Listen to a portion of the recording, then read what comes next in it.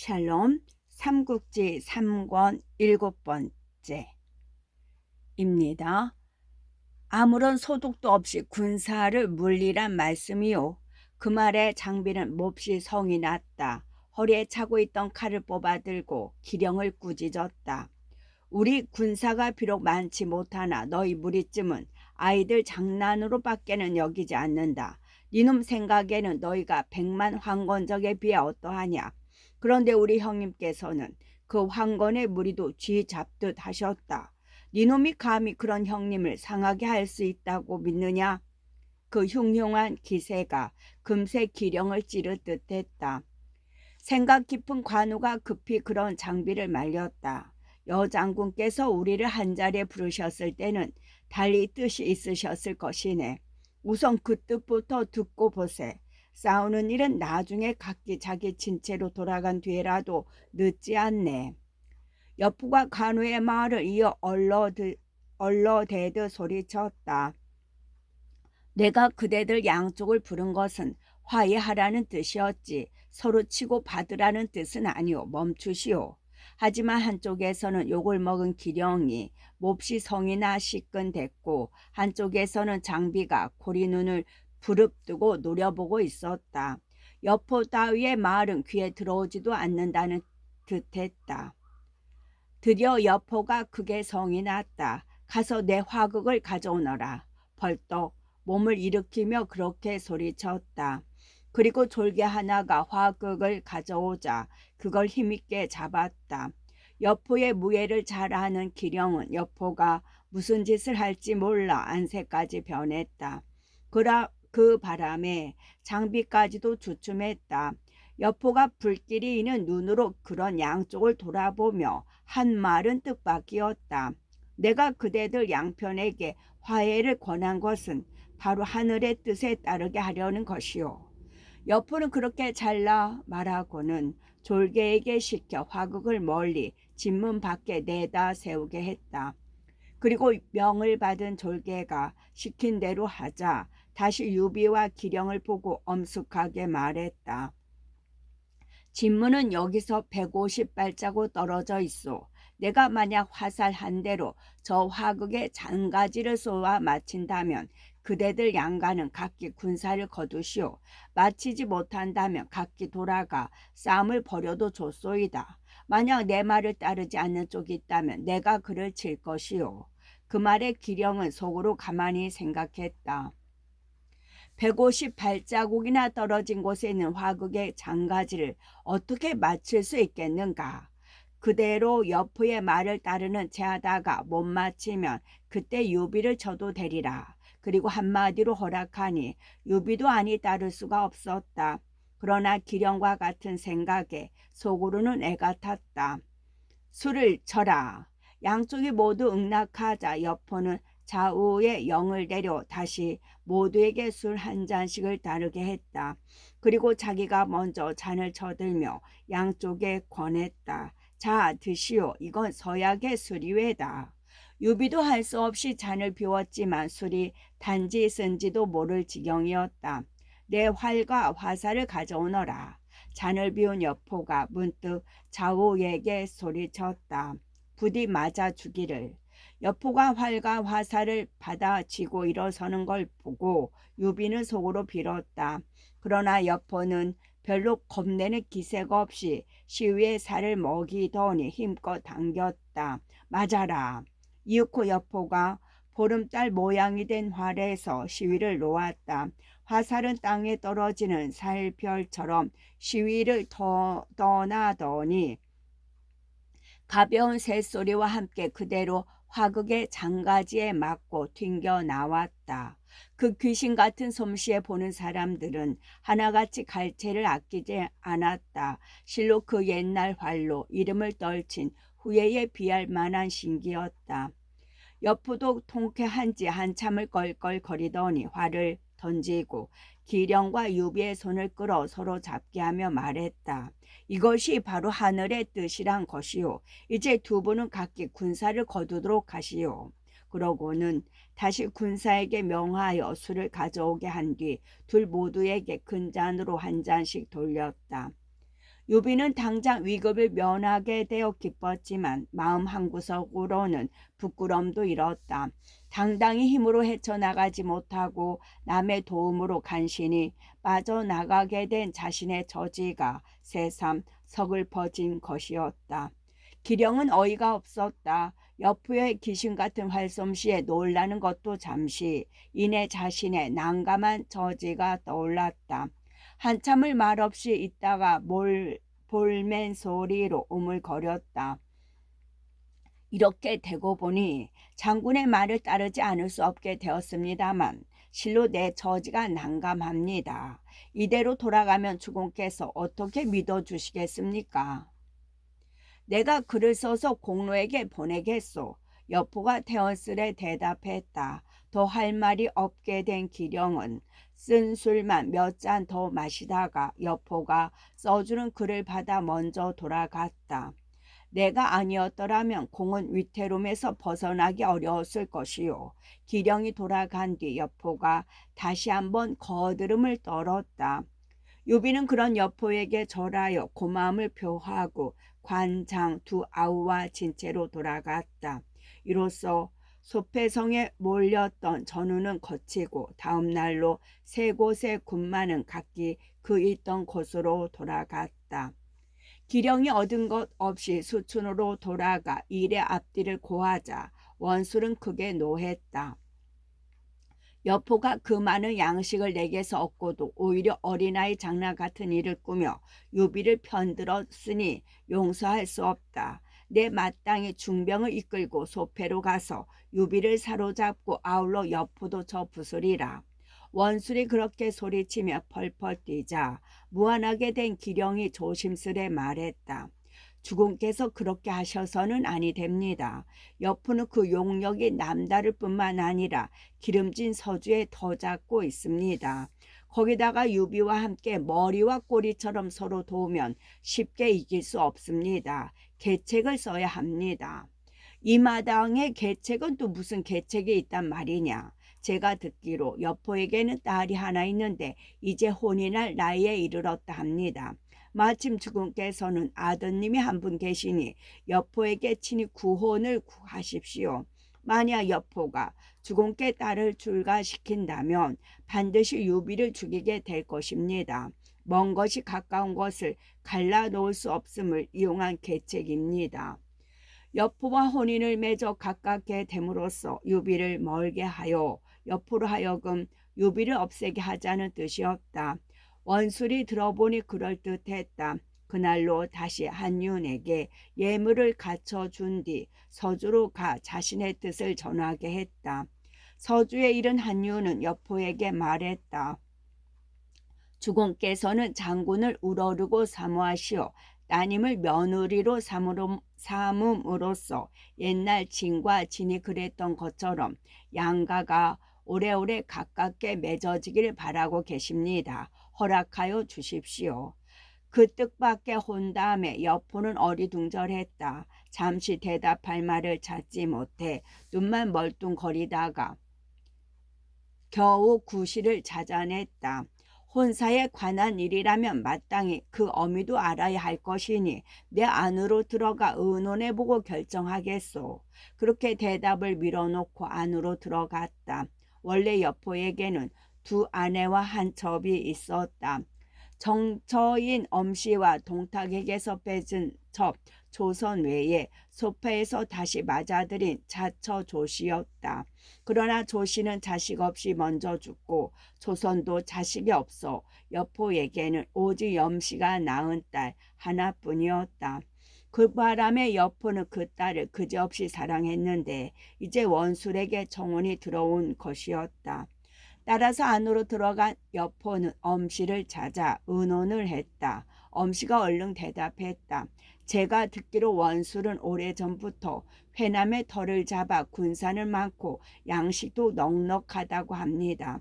거기다가 머지않아 천자가 된다는 말까지 있으니 그렇게 되면 우리 딸은 황후가 될 희망도 있지 않습니까? 그런데 원술에게 아들이 몇이나 됩니까? 다만 하나뿐이요. 그렇다면 당연히 허락해야지요. 끝내 황후가 못 된다 해도 원술같이 든든한 사돈을 두면 우리 서주라도 걱정거리가 없어지지 않겠습니까? 겉으로 드러나는 위세만 보고 엄씨는 그렇게 여포를 부추겼다. 여포 또한 전하의 대세를 살피는 안목은 엄씨보다 나을 게 없어 그 말에 솔깃해졌다. 그 자리에서 딸을 원술의 며느리로 보내기로 마음을 정하고 한윤을 두텁게 대접한 뒤 혼인을 받아들인다는 뜻과 함께 돌려보냈다. 한윤으로부터 여포의 뜻을 전해 들은 원술은 됐다 싶었다. 다시 그날로 혼인 예물을 갖춰 한윤을 서주로 되짚어 가게 했다. 여포 또한 이미 허락한 혼인이라 반갑게 한윤을 받아들여 예물을 거두어 드리고 사람은 역관에 머물게 했다. 다음 날이었다. 그때의 그 혼인을 알게 된 여포의 모사 진궁은 역관으로 한유를 보러 갔다. 서로 예를 마친 뒤에 자리를 잡고 앉은 진궁이 홀연 좌우를 꾸짖어 물리친 뒤 은근하게 물었다. 하나 물읍시다. 도대체 누가 이 꾀를 내었소? 원 공로로 하여금 여포와 혼인을 맺게 한 것은 유현덕의 머리를 얻으려는데 그 뜻이 있지 않소? 그 말에 놀란 한윤이 벌떡 일어나며 진궁에게 사정했다. 이미 아셨구려. 하지만 제발 그 말이 밖으로 새어나가지 않도록 해주시오. 나야 외고 다닐 리 없지만 두려운 것은 다만 일이 쓸데없이 늦어지는 것이오. 만약 다른 사람들이 알면 결코 그대로 보아 넘길 리가 없소. 반드시 성사가 되기도 전에 좋지 못한 일이 벌어질 것이오. 진궁이 그렇게 한윤을 안심시켰다. 그 말에 한윤이 물었다. 그러면 어떻게 하는 게 좋겠습니까? 바라건대 가르침을 내려주십시오. 내가 먼저 봉선을 만나 오늘로 그 딸을 보내도록 하는 게 어떻겠소? 그러자 한유는 기뻐하며 지하했다. 그렇게만 해주신다면 원공도 크게 고마워할 것입니다. 그 가품이 어찌 열겠습니까? 이에 진궁은 한윤과 헤어져 여포를 만나러 갔다. 듣기에 공의 따님을 원공로에게 출가시키기로 했다니 참으로 잘하신 일입니다. 다만 언제 혼례를 치르시려 하시는지 궁금합니다. 진궁의 그 말에 여포가 느긋하게 대답했다. 이제부터 천천히 의논해 보아야지요. 예로부터 혼인은 정해서 혼례를 올릴 때까지는 각기 정한 시기가 있습니다. 천자는 1년이요, 제후는 반년이요, 대부는 석 달이요, 서민은 한 달입니다. 원 공루는 하늘의 뜻에 의해 옥새를 손에 넣었으니 머지않아 제위에 나갈 것이요. 그럼 이제 천자의 예를 따르는 게 어떻겠소? 여포의 터무니없는 말에 진궁이 무겁게 고개를 가로저었다. 아니 됩니다. 그럼 제후의 예를 따르란 말이요. 그것도 아니 됩니다. 그렇다면 대부의 예를 따르란 뜻이구려. 여포가 약간 부하가 난 얼굴로 퉁명스레 말했다. 그래도 진궁은 여전히 무겁게 고개를 가로저었다. 역시 아니 됩니다. 아니 그럼 공은 나에게 서민의 예를 따르라는 것이요. 여포가 어처구니 없다는 듯 비식 웃으며 말했다. 아닙니다. 그렇다면 공의 뜻은 무엇이요? 지금 전하의 제후들은 서로 패권을 다투어 싸우고 있습니다. 이제 공과 원공로가 혼인을 맺는다는 걸 알면 누군가 꺼리고 시기하지 않겠습니까? 만약 홍기를 길게 잡아 좋은 날로 대기를 한다면 도중에 군사를 숨겨두었다가 신부를 빼앗아 가는 일이 어찌 없겠습니까? 그럴 법도 하오. 그 같은 낭패를 없이 하자면 어떻게 해야 좋겠소? 계략을 쓰셔야 합니다. 이미 혼인을 허락했으니 지체하지 말고 다른 제후들이 아직 모르고 있을 때 신부를 수춘으로 보내도록 하십시오.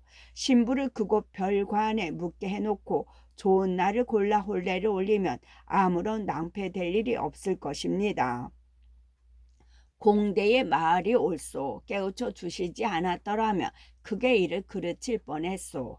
그제서야 여포도 기쁜 얼굴로 진궁에게 감사했다.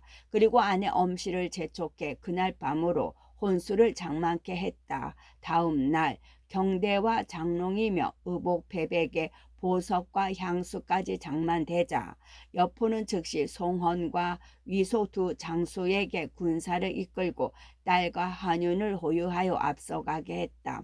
북과 피리소리 요란한데 여포 자신도 성 밖까지 나가 딸과 한윤을 전송했다. 이때 진등의 아버지 진규는 늙어 벼슬을 그만두고 집에서 쉬고 있었다. 갑자기 길거리에 요란한 북소리와 피리소리가 들리자 부리는 자들에게 까닭을 물었다. 저것은 여포가 원술의 아들에게 딸을 출가시키는 행렬입니다. 물음을 받은 자가 그렇게 대답하며 간단하게 경위를 물었다. 진규가 놀라 소리쳤다. 저것은 소불 간친의 계력이다. 친분이 두텁지 못한 사람이 친분이 두터운 사람 사이를 이간시키지 못한다는 계략이다.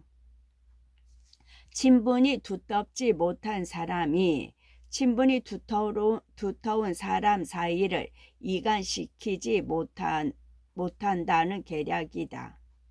원술이 여포의 혼인을 맺어 현덕을 노리는 것이니 현덕이 실로 위태롭게 되었구나. 그러고는 병든 몸을 이끌고 몸소 여포를 찾아 나섰다. 병들어 누워있다는 소문이 돌던 진규가 자기를 보러 오자 여포가 이상한 듯 물었다. 대부께서 어쩐 일로 이렇게 나오셨습니까? 그러자 진규가 서슴없이 대답했다. 들으니 장군께서 돌아가셨다기에 이렇게 조문을 나온 것입니다. 어째서 그런 말씀을 하시오? 늙은 진규의 말에 뼈가 들어있음을 알아차린 여포가 소리 높여 물었다. 진규는 병석을 박차고 나온 늙은이답지 않게 물 흐르듯 대답했다. 지난날 원술은 금과 비단을 보내 공으로 하여금 유현덕을 죽이게 하려 했으나 공은 오히려 화살로 진문 밖에 화극을 맞춰 그들의 싸움을 말리셨습니다. 그런데 지금 원술이 다시 공께 혼인을 정해온 것도 뜻은 전과 다름이 없습니다. 공의 따님을 인질로 삼고 현덕을 쳐 소패를 손에 넣으려는 것입니다. 만약 소패가 원술에게 빼앗기면 서주 또한 위태롭게 됩니다. 거기다가 원술이 또 양식을 구워달라, 군사를 빌려달라고 나올 때 만약 공이 그걸 들어주시게 되면 괴롭고 피곤한 노릇일 뿐만 아니라 남의 원망까지 사게 됩니다. 원술은 공께 빌린 양식과 군사로 사방의 제후들을 공격할 것이기 때문입니다.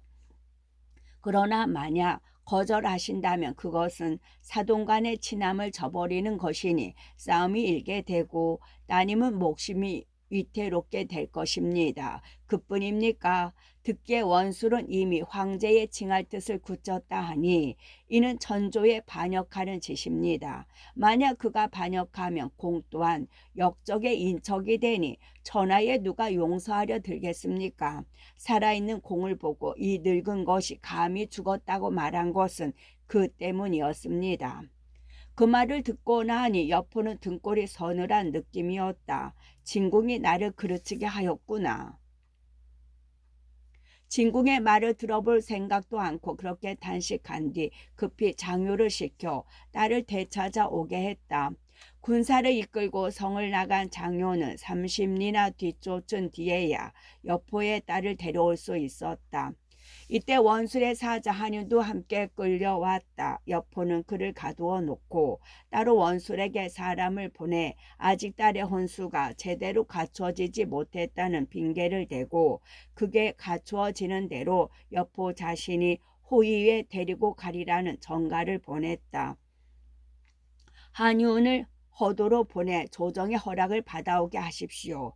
변덕이 죽을 듯 하는 여포라 그걸 의심하는 진규가 다시 그렇게 권했다. 그 혼인에 대해 조정의 허락을 받아둠으로써 뒤탈 없이 하자는 구실이었지만 내심으로는 그렇게 함으로써 제후들에게 널리 그 일이 알려지도록 하려는 것이었다.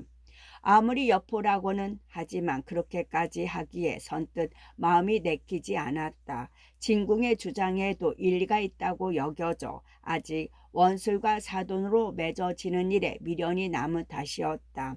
그래서 아직 마음을 정하지 못하고 있는데 사람이 와서 알렸다. 소패의 유현덕이 군사를 보고 말을 사들인다고 합니다. 무슨 꿈꾸기 송인지 모르겠습니다. 그러나 여포는 대수롭지 않게 대답했다. 군사를 보고 말을 사들이는 것은 장수된 자가 본래 하는 일이다.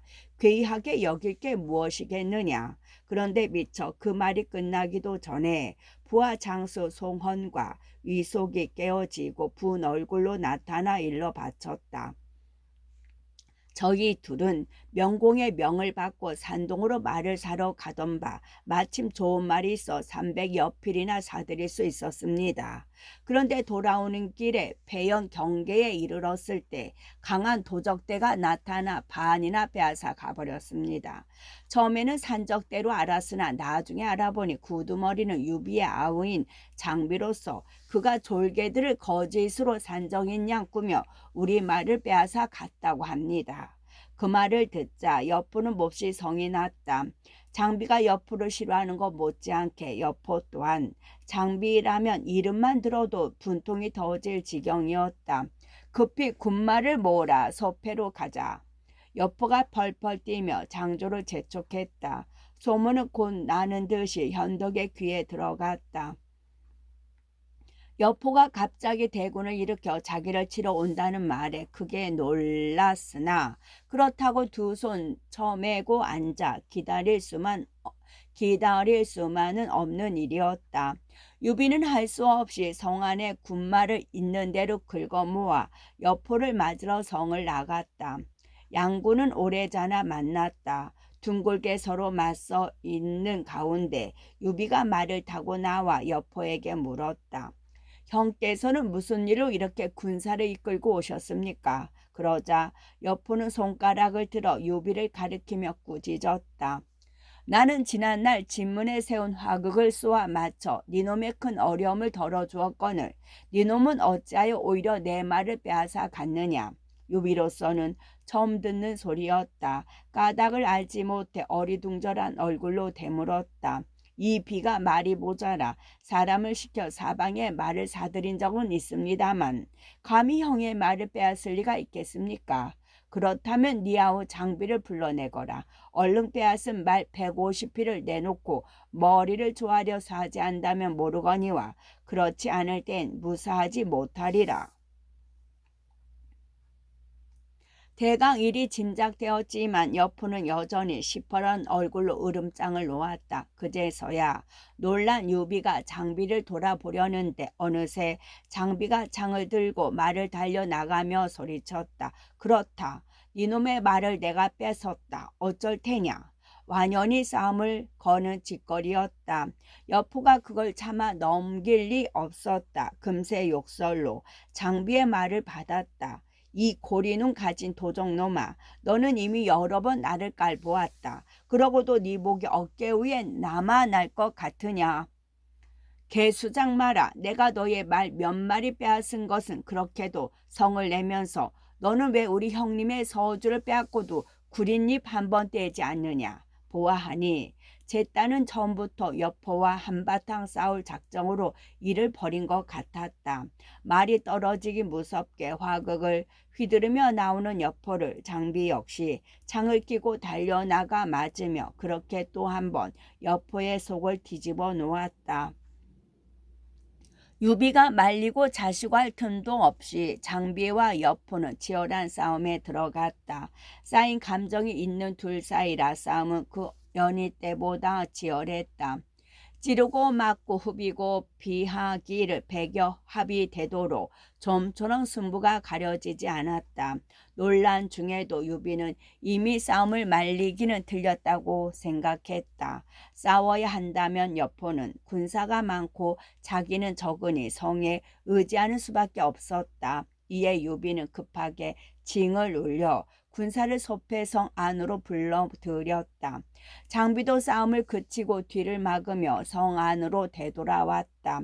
성난 여포는 군사를 풀어 사면으로 소패성을 에워싸고 들이쳤다. 꼼짝없이 성 안에 갇혀 생각지도 않은 싸움을 해야 하는 유비는 속이 탔다. 여포를 막을 배치를 끝나기 무섭게 장비를 불러 꾸짖었다. 네가 여포의 말을 빼서 일이 이 지경에 이르렀다. 도대체 뺏은 말은 어디 있느냐?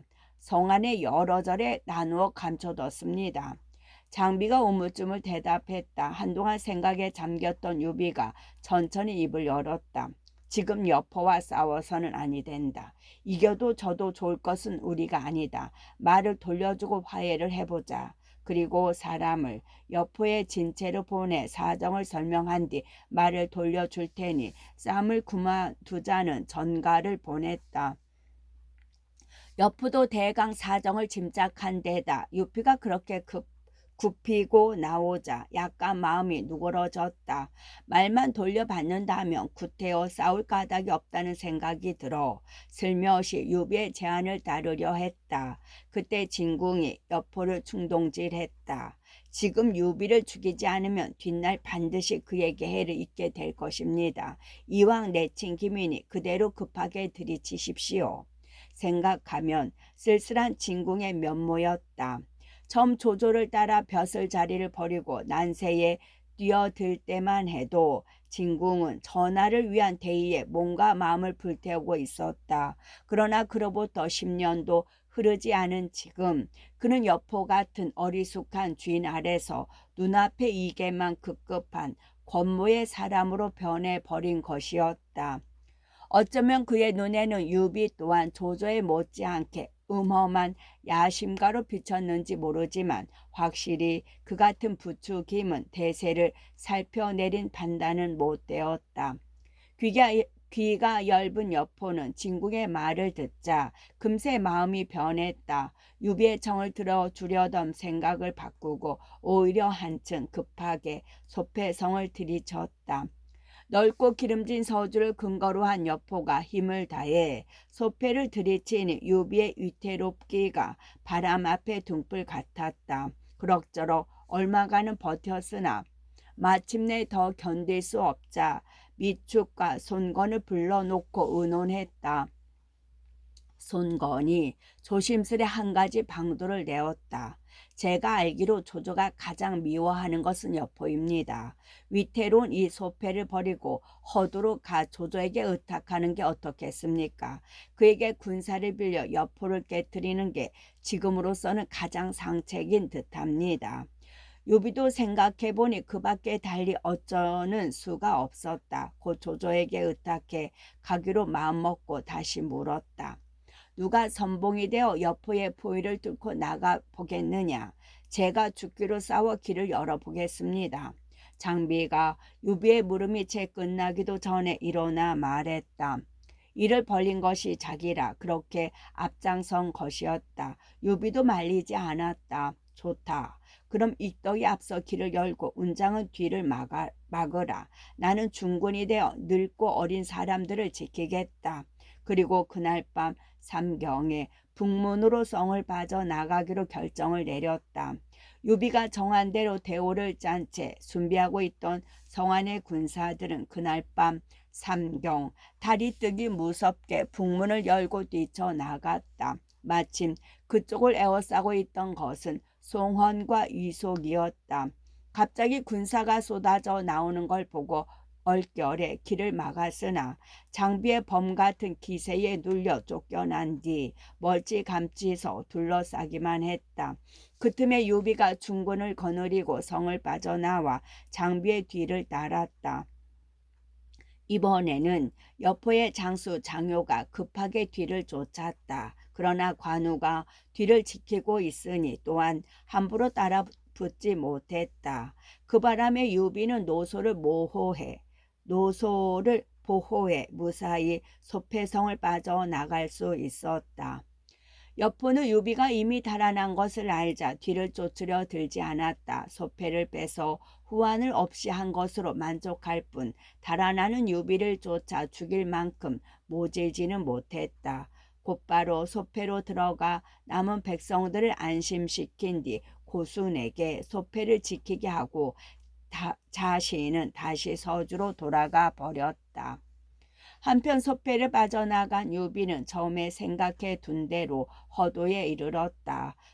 적의 포위를 뚫고 나온 뒤라 얼마 되지 않은 군사들이었으나 그래도 함부로 성 안에 들지 못했다. 성 밖에 진체를 내리고 먼저 송건을 들여보내 조조를 찾아보게 했다.